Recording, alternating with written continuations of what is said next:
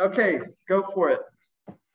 Morning, I'm Dawn Adell, and I've been a consultant in Southern Oregon for the last 7 years. And I started like back in the medical days, helping folks keep their, businesses compliant, their dispensaries compliant. And so I worked all throughout the state. I've licensed over 535 farms, dispensaries, processors, and wholesalers.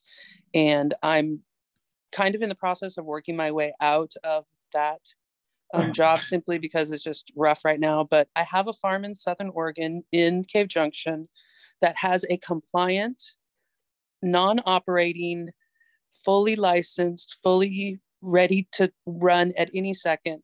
It's a small, very small C1D1 plug and play Connex lab.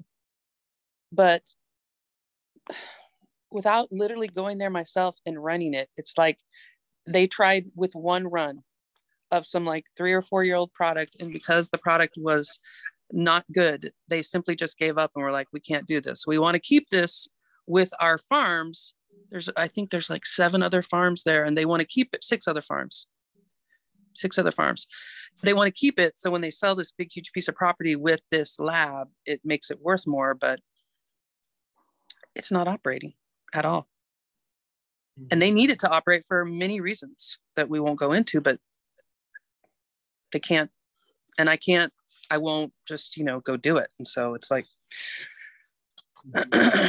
they tried for a second, but it didn't go well, and they just kind of gave up.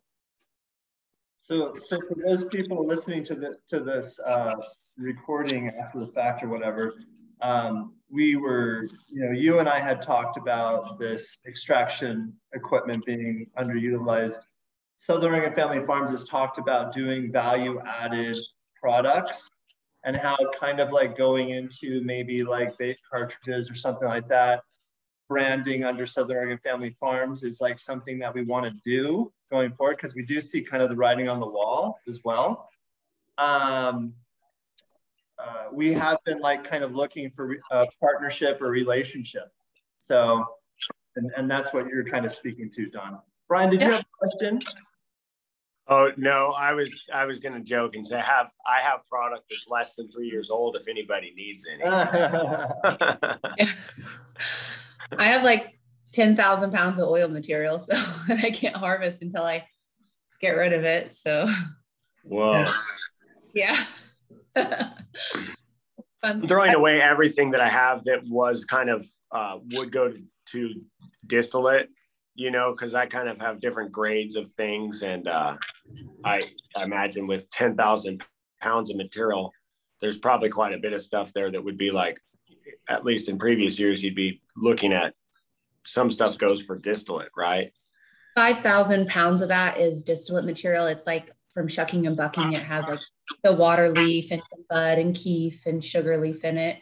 And then the other half is like bud that didn't make like our quality control standards for packaging, and then like trim and bee buds, because we also didn't trim bee buds this year because there's no money, and it costs the same to trim a bee bud as it is to trim an A bud.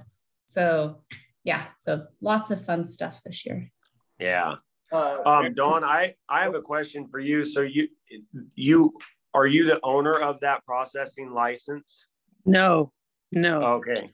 But I have to disclose that I do have 5% interest in it, because when they got the license, they couldn't afford to pay me to do it. And so I was really kind back in the day, and it took a long time to get this going. So it's quite a disappointment that it's not running, because it's a lot of work to get a processor license in Oregon. And but yeah, they keep it compliant, they keep it operational, they keep it running, but they just don't use it at all. Wow. So it's and what is the extraction method? Is it a butane extraction? Yes.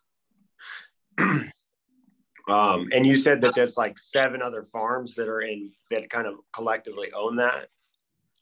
No, they're on the property. Gotcha. It's like 110 acres, I think. It's a big facility.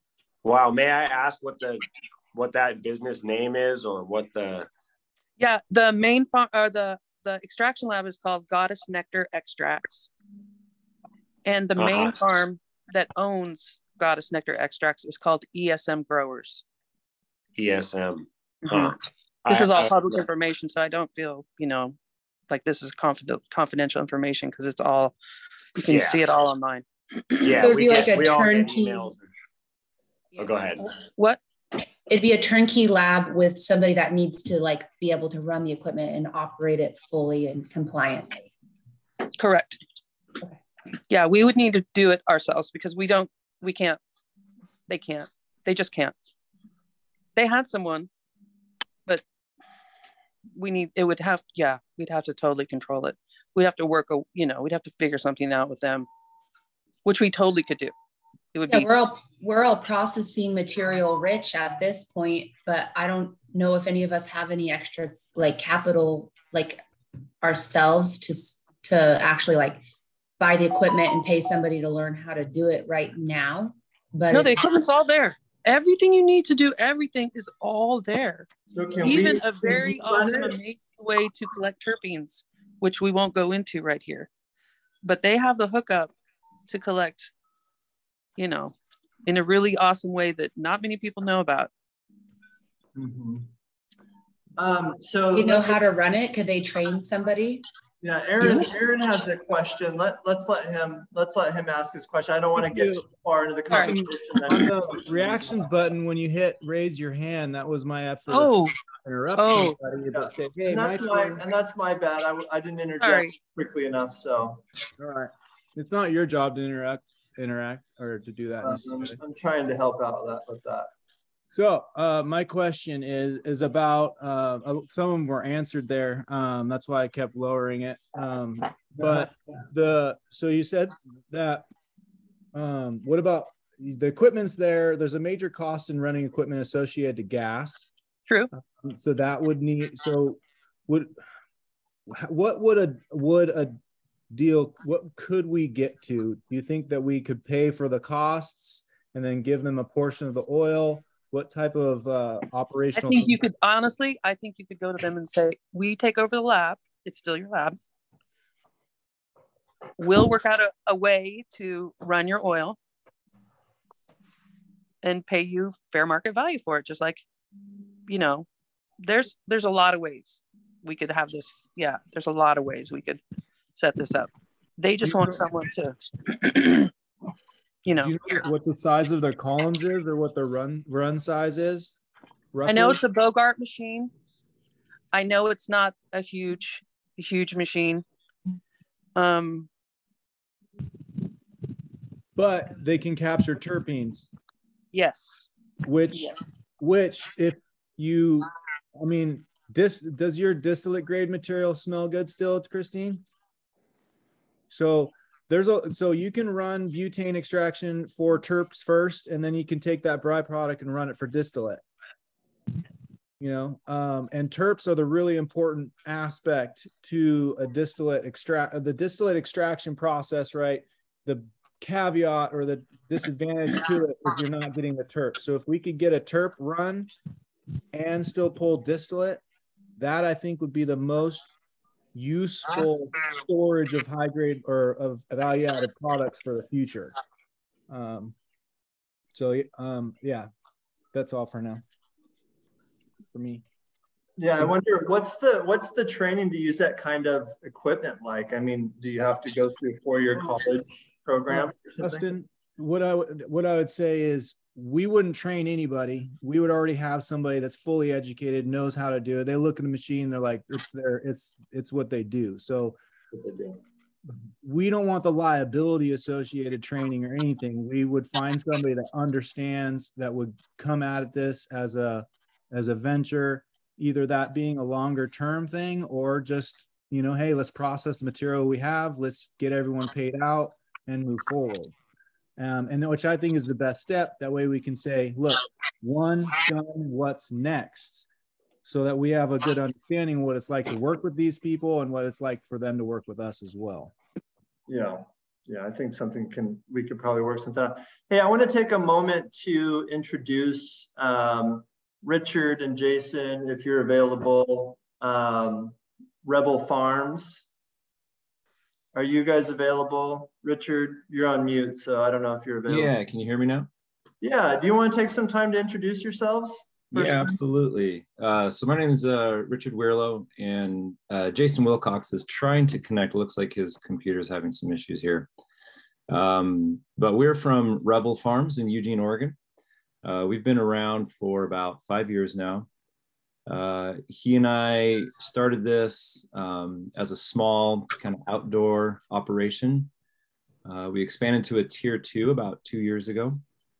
And we've been running some light depth tents, but mostly outdoor at this point. And then we have our product line consists of, shelf flower, pre-rolls, both in a single form and a 5-pack. And then we also explored doing some infused honey a couple of years ago, but that kind of market didn't really take to that very well. So we didn't continue making that, but that's about us in a nutshell.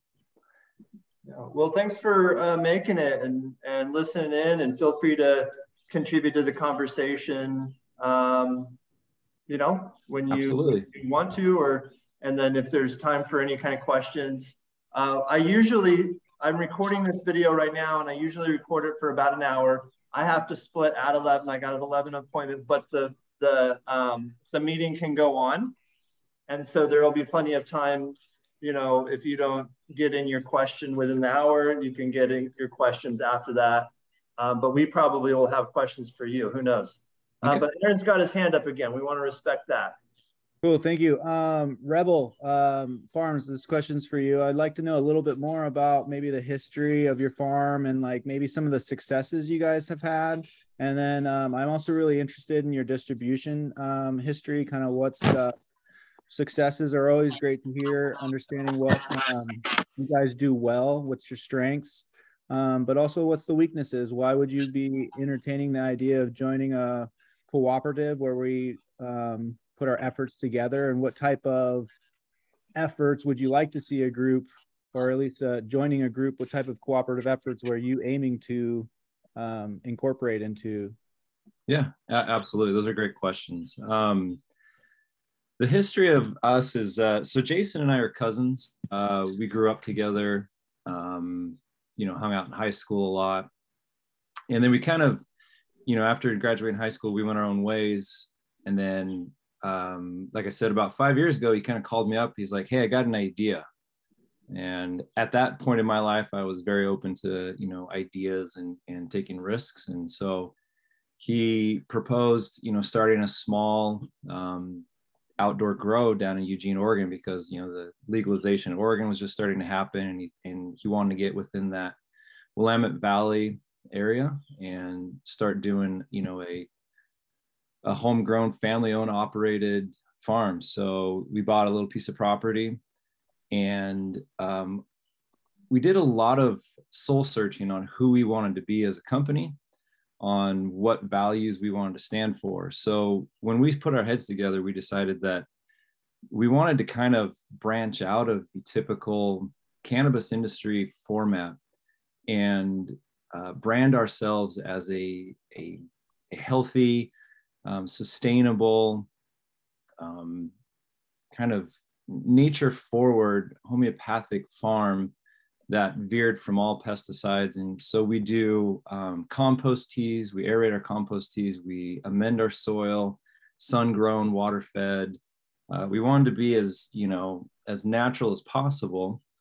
And so we follow that approach in all aspects. Our branding, we tried to develop a brand that did not look like a cannabis company, but looked more like a consumer product, something that was more widely accepted, because we understood that down the road, this is going to be, hopefully federally legal and nationally accepted.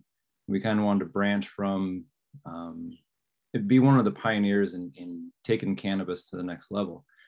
As far as our successes, one thing that I've really appreciated that we do on the farm is we're very focused on the health of the plant, the outcome, you guys were just talking about terpene profiles. And one of the things that I love most about farming is, walking through the farm and smelling the terpenes. Like some of those plants are just absolutely fragrant, and it's an amazing experience to smell those.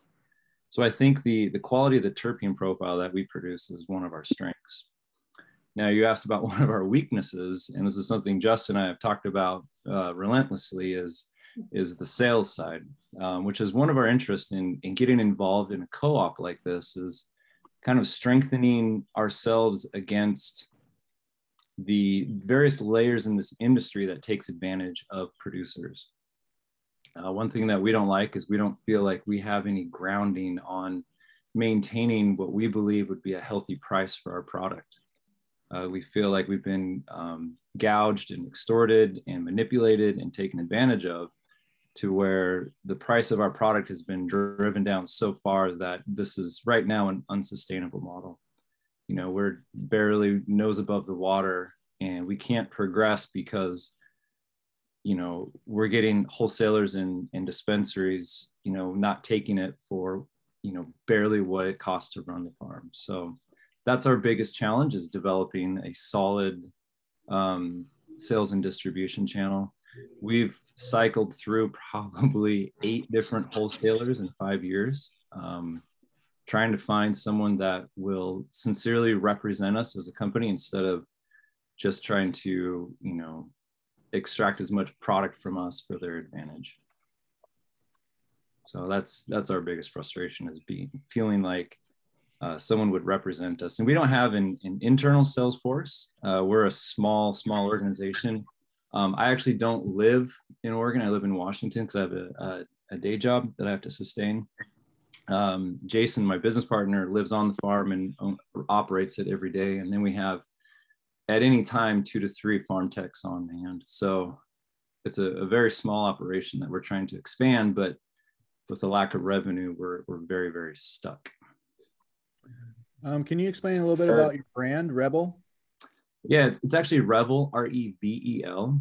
Okay. And we chose that word intentionally because, again, we wanted our products to be kind of a supplement to an already healthy lifestyle, to where you take a moment to like revel in whatever you're doing with our particular products. We wanted it to be an additive to what you're already doing, not the, you know, because the cannabis industry has kind of a historically a negative connotation with it, you know, unhealthy, the stoners just sit at home and play video games, eat pizza all day. And we wanted to market the idea that you can live a very healthy, active lifestyle and have our product in your life on a daily basis. And so we chose the word Revel intentionally in order to kind of elicit more of a positive, uplifting, emotional reaction. Thank you. Right on. Is that Jason? Jason, are you on your? We just see a phone number. So. No, I don't believe that's his phone number. Okay, who's 541-973-0858? That's Patrick. Oh, hey Patrick, how you doing? Hey, good. I'm out in the middle of nowhere, so I just try to drop in for a second. Okay, cool. I did have a question. Oh. I got a quick one. When you're talking about your terpene profiles you're exploring, what strains are you exploring those terpene profiles with, from seed or from clone, or what do you got going?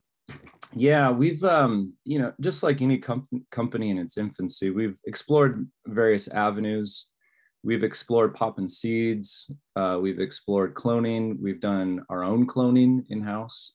And we've bounced around again between, I'd say, 3 to 4 different nurseries to provide us. We found a pretty good supplier now. And we have some somewhat consistent strains, but the problem is we're kind of victim to the availability of these nurseries. And we're also, you know, trying to dial in which strains are most successful in our microclimate, because we also understand that depending on where within the state of Oregon you live, you know, Southern Oregon is going to react very differently than obviously, you know, the Eugene area. So we've also tried to whittle our strain selection down. We used to have quite a few, like 12 to 15, and now we're down between 5 to 8 every season. What nursery and what strains? I think we're going with Pacific Growers right now. Most of that stuff is handled by Jason. He would know off the top of his head. I'm more on the business financial side, since I'm not on the farm every day. But this year, we're going back to the classic, like Durban Poison. We've had things like Oregon Mac, Mag Cream. We're trying runts for the first time this year, and Purple Hindu Kush. One that did really well was a chocolate hashberry. We had quite the outcome. And then the classic Jaeger. Jaeger was probably one of our best yields ever years ago. Yeah, I'm a big fan of Pacific Green Growers. Yeah. Dawn, I wanted to let you know that Pacific Green Growers is looking for strategic partnerships and or buyout. So they're managed now. All their management is out of state, and they realize this industry and that business, even though it's working and profitable, they need to have people on site that are really in the industry with their fingers on the pulse, really able to be nimble. And so yeah, and also another point is Oregon Mac is one of my staples. It's my second year growing it, so not necessarily staple yet, but I call it Mac Diesel. And then also another strain I like to run with them is called Crayola. It's Crayola, and it's super terpy plant.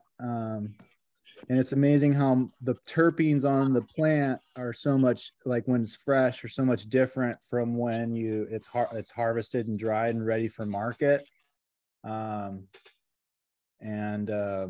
you guys do any fresh? This is for Richard. What about fresh frozen or any other type of harvesting method other than dry? Yeah, absolutely. We do participate in some fresh frozen. We send our material over to what used to be known as CB Discovery, and now is Entourage. We've been working with them for about, I think, 3 years now, doing a lot of co-branding with them. Then we also send some dry material for distillate over to Sublime. We have a great relationship with them as well. Fantastic company. Would you be able to put Sublime's phone number in the chat there to the side?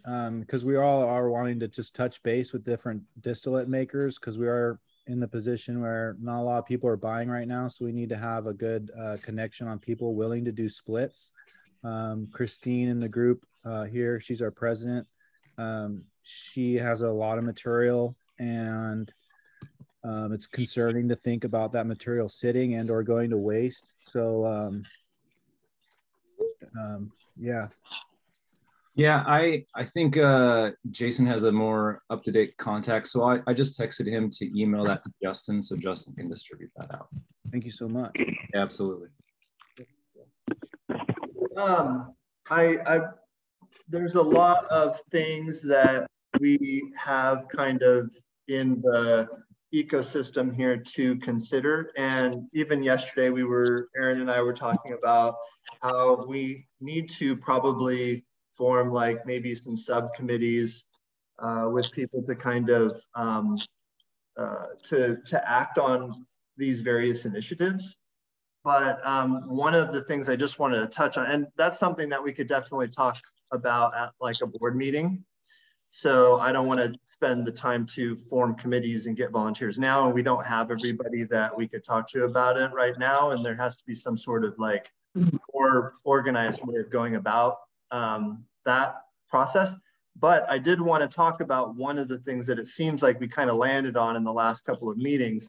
And that was, and since we have Eddie here, I feel like he could be a pretty good contributor to it, but we were talking about having various tiers of product quality and pricing on our menu.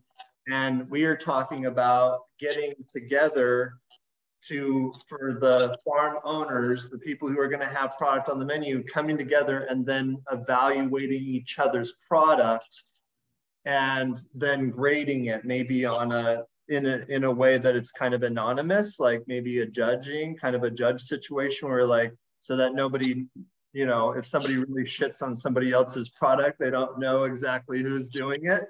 But like maybe I wanted to talk to you, Eddie, since we only see you you know, at the general meetings once in a while, if that's something that you could potentially be involved in, potentially to kind of help advise us on that.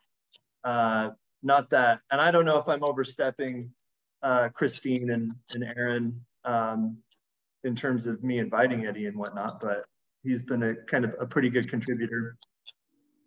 We need to learn more about the program. Eddie, would you be interested in participating in that process? Yeah, I would be down to help and, you know, give you guys my thoughts and ideas for that for sure. Yeah, and for those of you who don't know, Eddie has gone through the Ganja program, and that's something that it's put on by, what is the organization's name? Ganjier, something like that? Ganja is the program. The parent, the company that actually owns the Ganja program is Green Flower Media.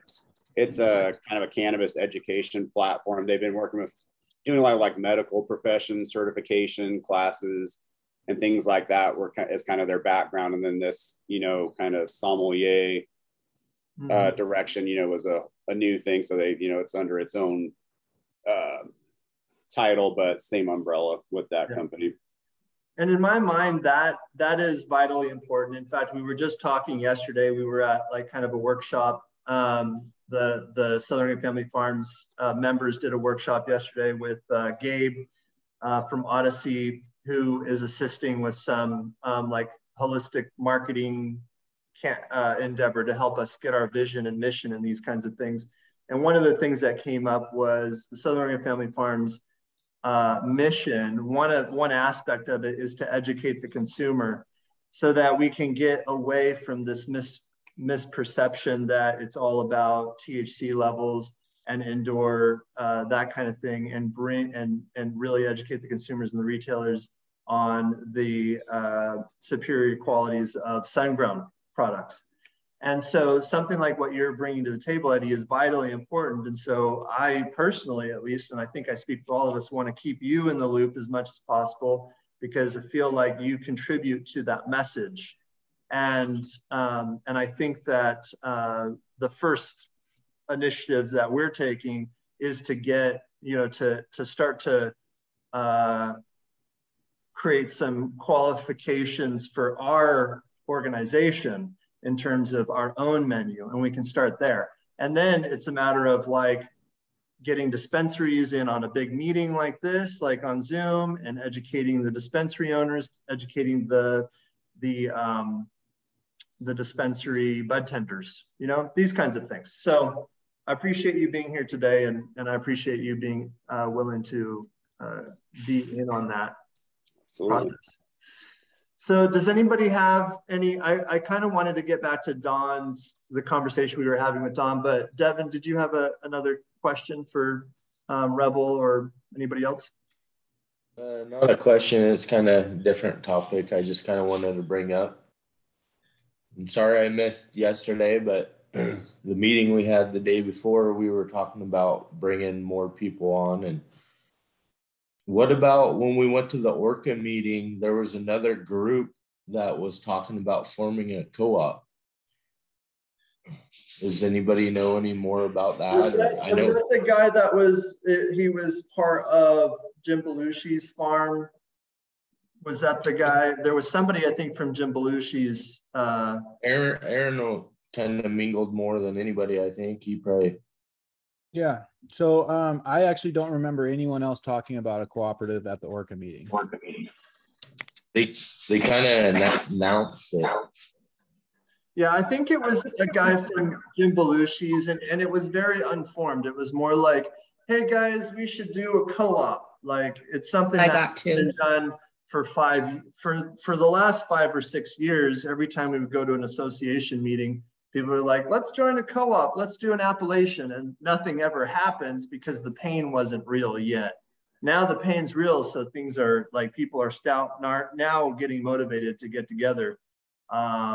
And so, you know, that's what's happening. I don't think they're doing much. And I talked to Jim's cousin, Chris is his name, and he was saying that that they're, you know, he didn't really know much about the co-op either.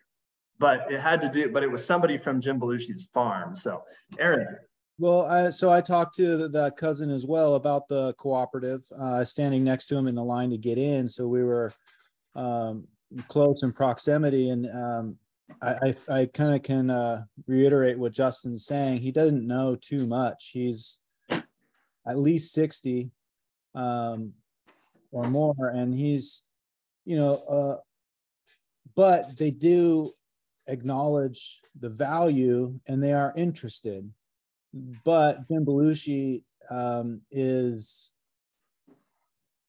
they might be borderline not necessarily the right fit, because they have so much social media. They have different tools to help them get their products to market. Their issues probably aren't getting their products to market. They probably wouldn't even be considered a small family farm in the way that we define it as far as craft cannabis.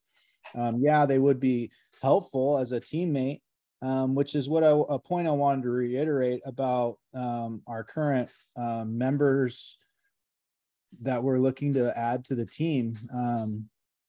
There's people with strong brands. There's people with very nice demeanors. There's people with skill sets and time and passion willing to dedicate towards the group cause, which ideally we would have all three in that, and all members participating. But really the most important thing, I feel, and I would love anybody else if it's different, is we really are valuing the members' skill sets and desire to be a part of helping this cooperative function and help, move forward, because one of our main tasks as far as knowledge and educating the consumer base is a very hefty task to be taking on. Trying to, sway a whole industry is almost daunting in the way that unrealistically daunting. But, the ability to aid the group, right? So what's attractive about Richard and Jason's Revel Farms, which I actually heard at Rebel, and that's why I needed a little explanation with it, but Revel makes a lot more sense. I love that explanation of your brand. Is the skill sets, right? You have two different people. Richard, I love to know what you do for work, where you live, but really just having your professional skill set being somewhere else is not a bad thing. It's actually great, because one of the really important things as a group is we're all geniuses in our own way, but as a group, all those geniuses adding up creates the repertoire to really be able to create the movements we need as a group. So.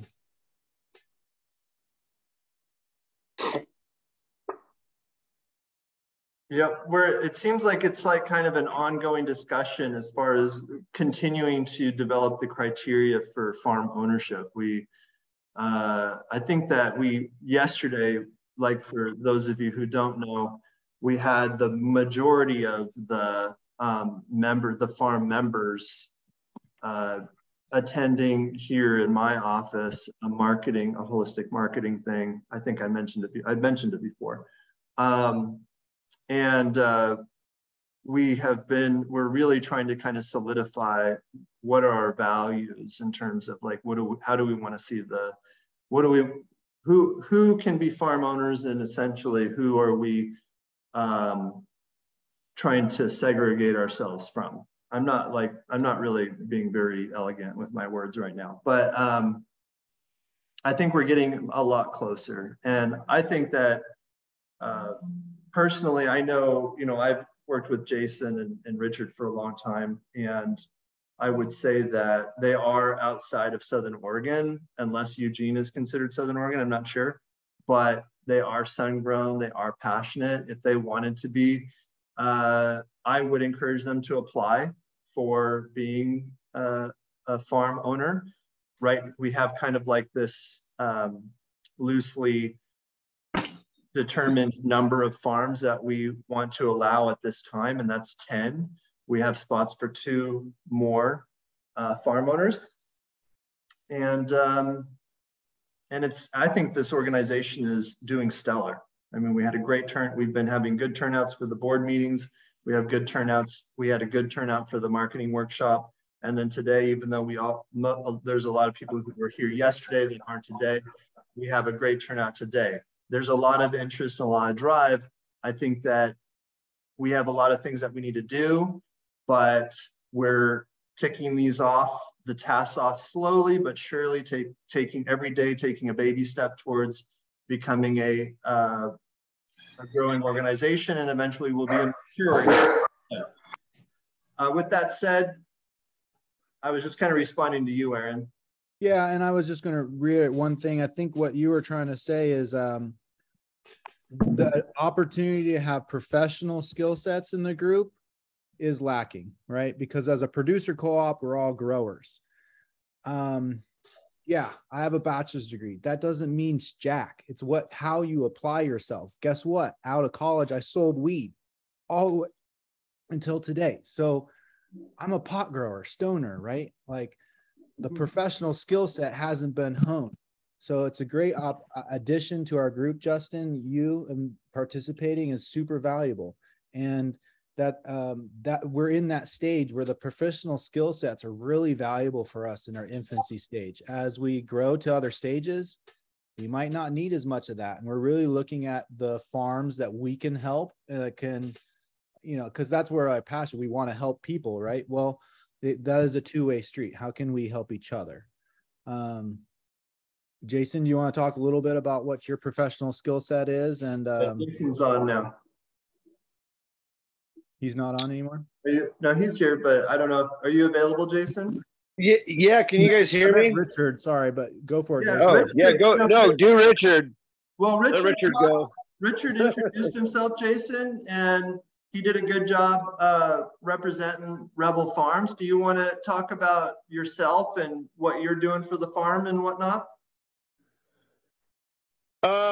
So I've missed pretty much the whole conversation, so hopefully I'm not too far off base. But I do live out here on the farm, and kind of just, I guess, oversee everything. So I guess I would say I'm a man of many hats, because I'm not just involved in the farming aspect of things, but also in sales and marketing and pretty much everything in between. I don't know what's I'm not sure what else has already been covered, so I don't want to repeat anything or take too much of anyone's time, but I don't know if that helps at all. No, that's cool. Yeah, I mean, this meeting is just kind of a little loose. We heard a lot from Richard, and we had a lot of questions for him, and he kind of gave us like the rundown of what you guys got going on, and talked about your guys' history and going to school together, and you guys are cousins, and just like how you're trying to differentiate yourself from the other farms and whatnot. And you're amongst you're with family, being a sun-grown grower, so I like it. Cool. I like to hear that. Yeah. Hey, Kristine, do you want to, I'm putting you on the spot, do you want to talk about what where we're at in terms of the benefits that a new farm owner can get? I'm talking about like a real, like it's for real, like right now we're a new co-op, and where are we in terms of being able to provide a lot of relief necessarily for farm members? You know what I'm talking about? I think so. I think so far the biggest relief that I've gotten from this is just the camaraderie and feeling like I'm not the only one in this position. I'm not the only one who's struggling. Like everybody's kind of in the same boat. So getting together and sharing ideas and resources and like providing the emotional support, like moral support to each other, has been one of the biggest benefits so far, I think, that we've been able to develop or come together with. And then things that we need help working on is we need strong, motivated farms who are willing to help us form and grow our co-op right now. Is like, we're just still in infancy. We've tried a lot of different things. We've had quite a bit of like trial and error coming into the co-op. Originally it was Scott, Aaron, Devin, and I, and we like sharing just like resources, like everybody pitching in and trying to just kind of like hit the pavement and kind of sell our own product. But we've run into a lot of roadblocks with just how much it costs to get out the circular manifest. So we're kind of like looking to expand in any direction we can at this point with different wholesalers or different resources to try to get our product to dispensaries. But I feel like one of the biggest benefits is just discussing pricing and what not to do, what we're seeing prices are at, so that we know what to ask for our products. So we're not over asking or trying to undercut ourselves. I think that's it. Yeah, I mean, we do have a menu, and do you want to talk about the menu? I kind of did want to touch on, just to be totally transparent, that I don't know, I haven't been keeping track of any kind of sales. I know there has been very moderate sales, or I don't know what kind of sales we've had through the menu. Well, we have our leaf link. We started with Apex because Aaron, when we started forming, we were all like, okay, what do we have going on? What can we, and Aaron already had an Apex account. Scott had just hired his personal sales rep. And so we kind of like started with that, and we didn't have any success with the Apex, like generating orders from it. And so we switched to LeafLink because they have a bigger following and maybe a little bit more user friendly. And we have had success with Garrett, Scott's sales rep, going out and talking about our co-op and showing our product. And we've had several orders come in from that. And Aaron's had, like, whenever we were able to get out and get in front.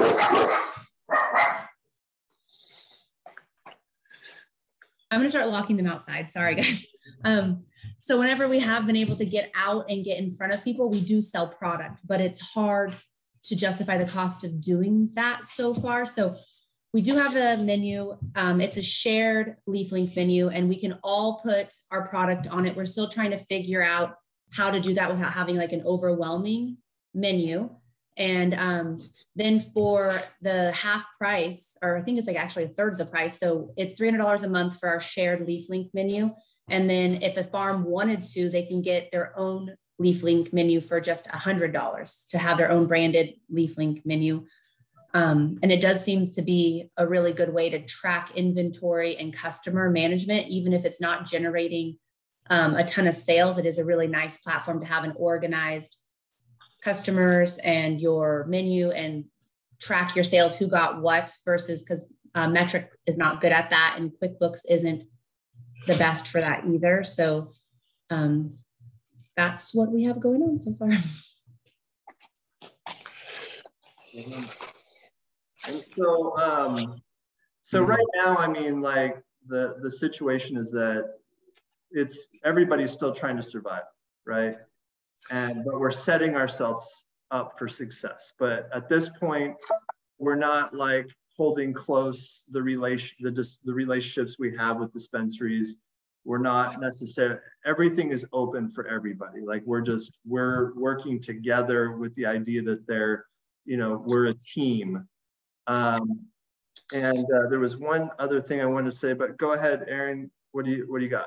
Well, I was just going to talk about strains and the fact that there are several overproduced strains, not just in the maybe I'd say more directly to our cooperative as far as strain list,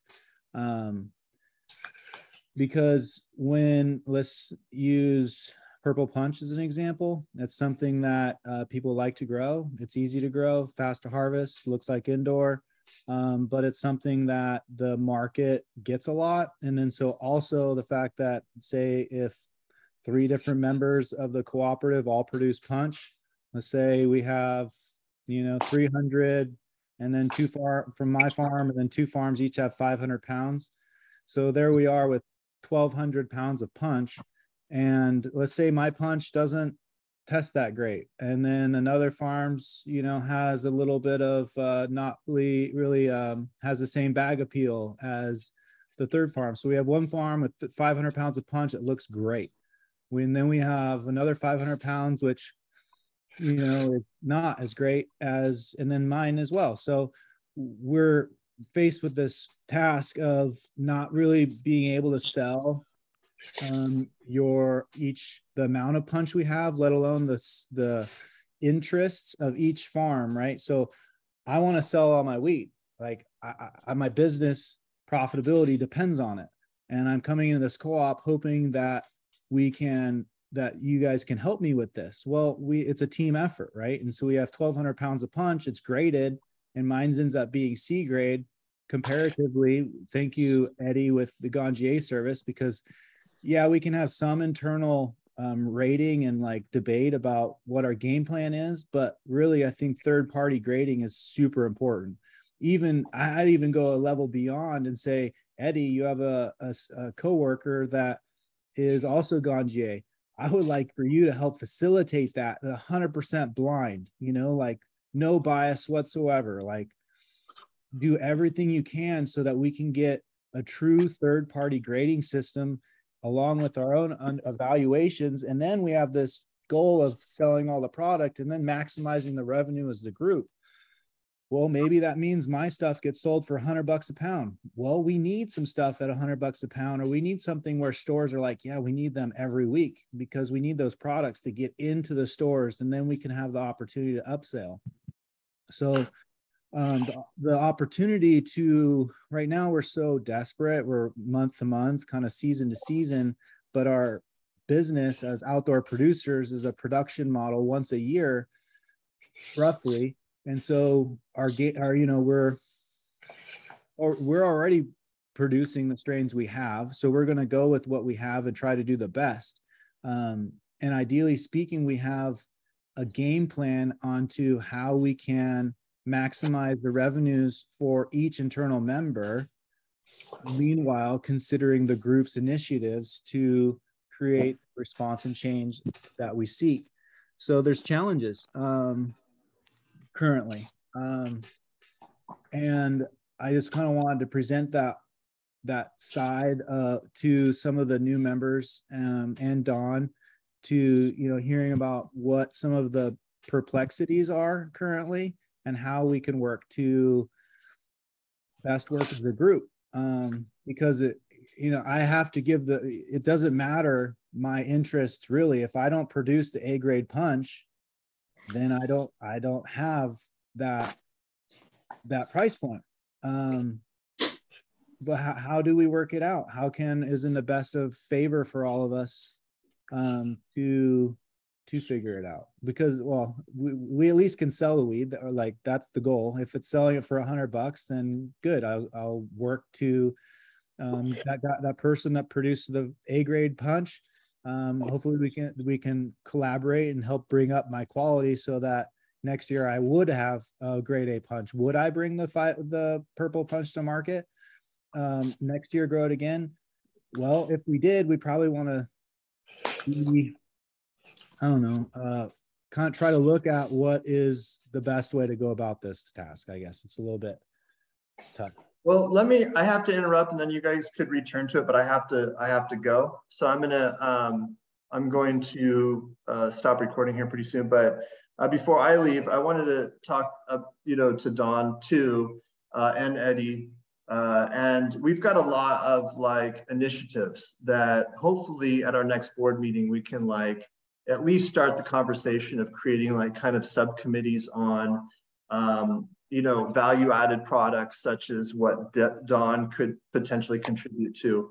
Our meeting to rate the product that we have and rate it and then post it, and the methodology that we're going to post on the menu.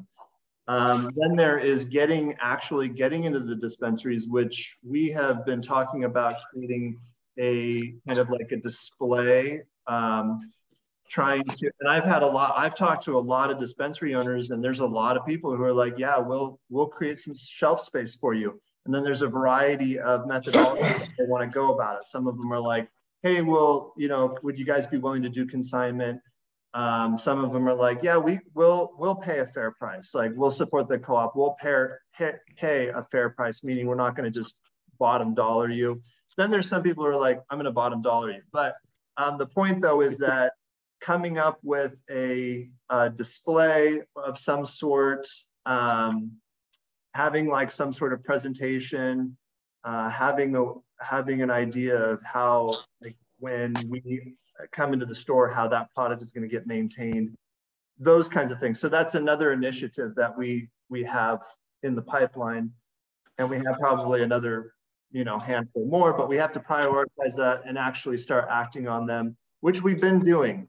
But it sounds like now we're getting to that point where we kind of need to split up potentially and start to form these committees and then bring these subcommittees, the results of these subcommittees, to these board meetings or these general meetings. So with that said, I'm going to stop the recording now.